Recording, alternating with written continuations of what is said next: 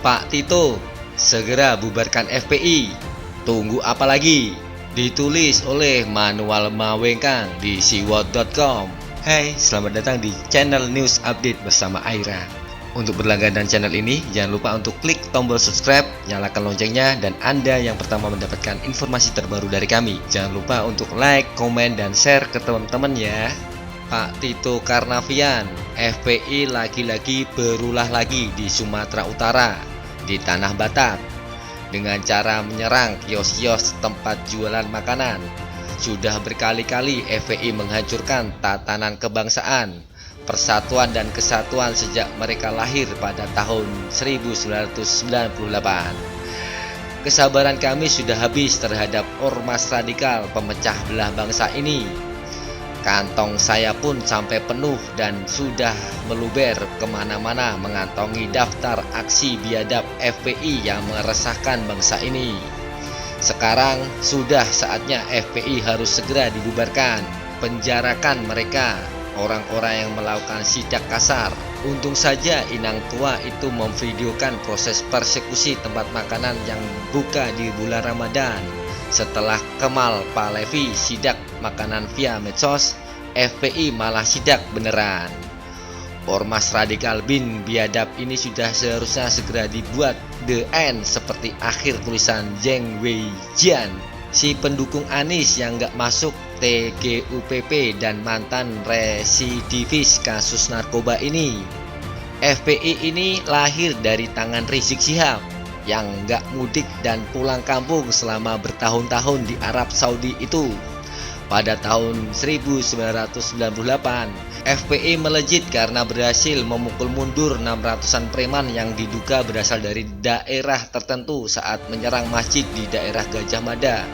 Nama FPI melonjak di sini, tapi ternyata Rizik CS ini kebablasan dan bikin onar. Reputasinya melejit. Pada tahun 1999, FPI pun bikin ulah menangkap salah seorang mahasiswa Untar karena menurunkan spanduk FPI yang provokatif yang menakut-nakuti warga dengan kelahiran Zionisme dan komunisme. Emang dari awal nih ormas radikal suka bikin gaduh dengan memunculkan ide komunisme. Di tahun 1999, FPI dan LPI sudah jadi tukang bubar. Lalu di tahun 2000 makin banyak saja ulah radikalisme dari FPI ini. Bulan Juni menyerang kantor Komnas HAM sebelum ada pigai mungkin di sana. Komnas HAM dituntut untuk bubar.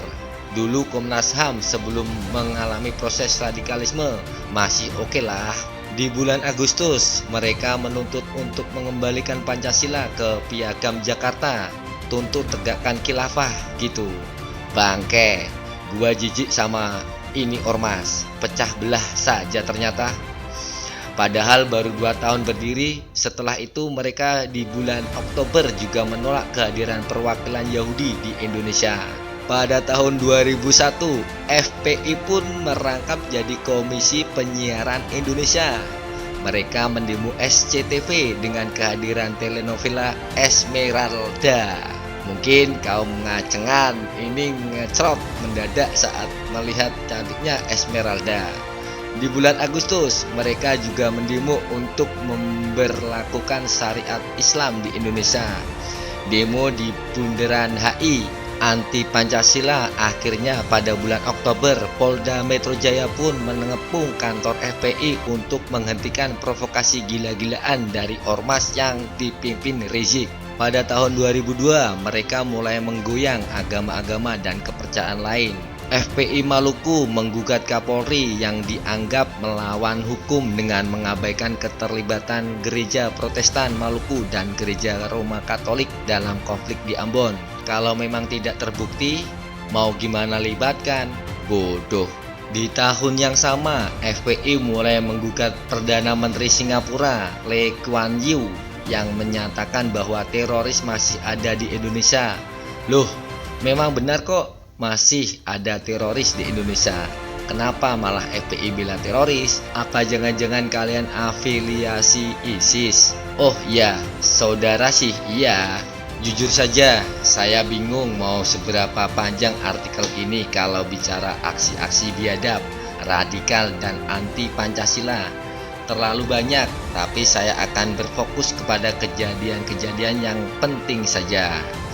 Pada tahun 2004, FPI meminta laskarnya untuk golput dan sweeping pun terus dilakukan sepanjang tahun 2004 sampai 2020. Bahkan aksi FPI ini diprotes dan dikecam keras oleh ormas Islam lainnya seperti NU dan PP Muhammadiyah sebelum dipimpin oleh Si Dhanil Anjar. Sudah terlalu banyak yang dirugikan dengan aksi-aksi biadab FPI ini.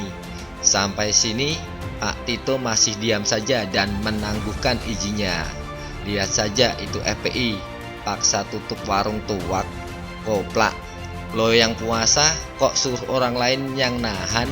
Sekarang merasa didukung dan dikasih angin oleh Edi Rahmayadi, FPI pun kembali berulah di Tanah Batak. Tanah Batak ini bukan tanah FPI. FPI paksa tutup warung di Deli Serdang dan orang-orang Sumatera Utara pun marah. Akhirnya polisi turun tangan dan dimediasi. Pak Tito, jujur saja saya muak dengan namanya mediasi dan materai 6.000. Penegakan hukum semurah itukah? Tangkap, sudah waktunya FPI dibubarkan.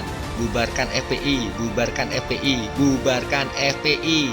Sudah ada berapa materai 6.000-an yang ditulis oleh FPI.